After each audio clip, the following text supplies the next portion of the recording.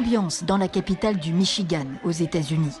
Pour la deuxième fois en un mois, les anti-confinements sont mobilisés devant le Parlement local.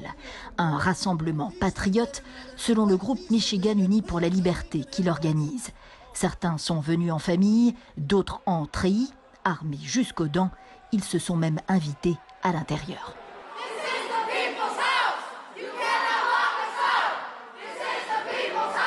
Les manifestants s'en prennent aux législateurs en plein débat sur la prolongation des pouvoirs exceptionnels des autorités en cette période de Covid-19 et plus précisément à la gouverneure, une démocrate qu'ils veulent faire enfermer.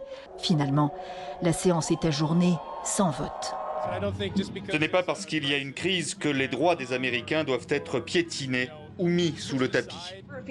Il y a quelques jours, Gretchen Whitmer, la gouverneure, sourire aux lèvres, expliquait à la télévision qu'il fallait s'en remettre aux médecins sur le Covid et qu'il fallait ignorer les conseils de Trump sur les désinfectants. Des cas d'intoxication ont été rapportés par les services d'urgence.